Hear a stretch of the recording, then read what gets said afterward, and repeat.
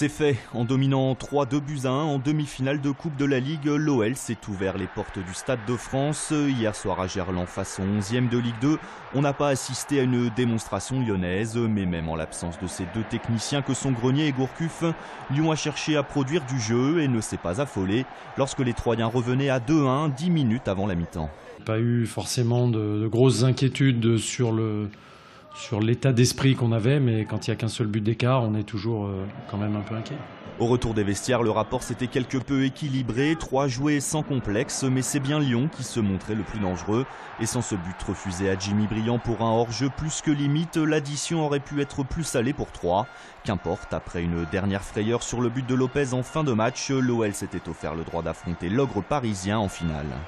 On sera le petit poussé face au grand Paris, avec toutes ces stars qu'on connaît. Car le mot d'ordre hier était bien de profiter. La finale au Stade de France n'est que 19 avril prochain. D'ici là, et comme il y a 2 ans, Lyon pourrait s'offrir un deuxième voyage dans l'enceinte dionysienne, mais en Coupe de France cette fois.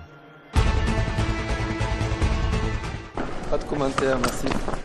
Pas de commentaires et toujours pas de jugement aujourd'hui dans l'affaire qui oppose Claude Puel à l'Olympique Lyonnais.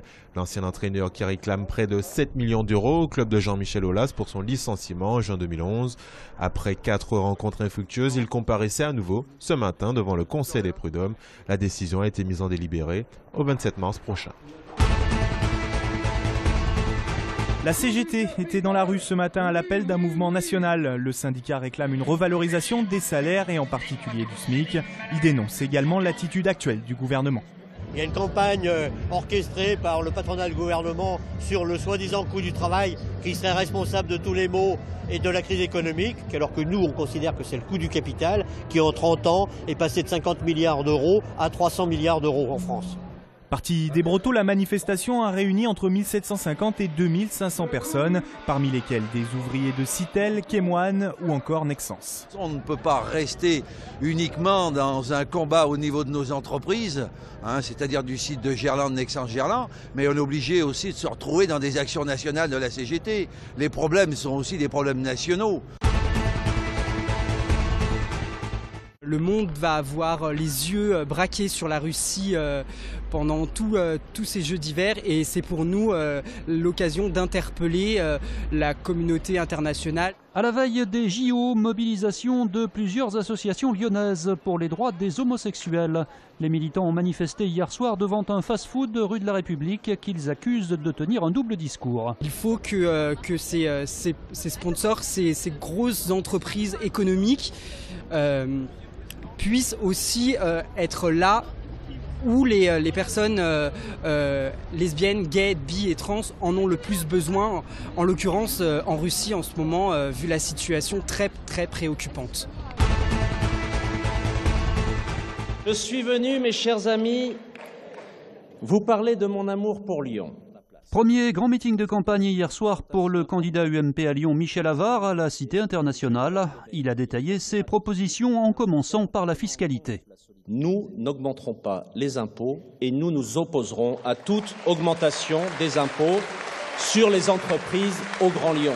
Autre sujet fort, celui de la sécurité. Les effectifs de policiers municipaux seront déployés sur le terrain et seront augmentés au terme du mandat de 100 policiers supplémentaires. Afin qu'ils puissent assurer leur sécurité, ils seront donc armés.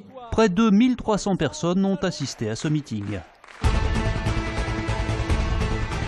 À Écully, la droite se divise pour ces municipales. Le maire sortant Yves-Marie Ulrich, élu depuis 2001, se représente sous l'étiquette d'hiver droite et il met en avant son bilan. On a fait beaucoup de choses sur les parcs, on a fait beaucoup de choses en matière sportive, on a rénové la piscine, on a refait les tennis. Mais j'allais presque dire le point d'orgue qui a été inauguré la semaine dernière, parce que c'est un beau projet, c'est le centre culturel. Et d'ailleurs, le centre culturel réunit tout l'ensemble, puisque c'est à la fois une belle propriété, un beau patrimoine que la commune avait acquis il y a pas mal d'années. C'est un parc de 1 hectare et bien entendu un centre culturel. Écully n'avait pas un centre culturel. Psychiatre de profession et conseiller municipal, Régis Blanc se présente face au maire sortant. Il a reçu l'investiture de l'UMP. Aujourd'hui, la ville s'endort complètement, le centre-ville n'est plus du tout vivant et un certain nombre d'entreprises préfèrent quitter la commune pour aller sur les communes environnantes. À Écully, le Parti socialiste n'a pas investi de candidat, mais il y a une troisième liste, Alternative citoyenne, qui est conduite par Florence Astil-Lapeyrière. Entre 2006 et 2011, la population a baissé de 2,16%. On a perdu 395 habitants. On doit développer modérément et de façon planifiée notre commune. On a 33 hectares à aménager sur le site du Tronchon. Les jeunes familles ne peuvent pas se loger à Écully parce que le foncier est trop élevé. Au dernier recensement, Écully comptait 18 442 habitants. Transport, carrosserie, métier du bois, hôtellerie, restauration, autant de secteurs qui recrutent encore malgré la crise. On peut les découvrir sur le Mondial des métiers qui vient d'ouvrir ses portes à Eurexpo. L'an dernier, il a enregistré 120 000 visiteurs. Cette année, 600 professions sont représentées sur ce salon, ouvert jusqu'à dimanche. Entrée adulte, 5 €.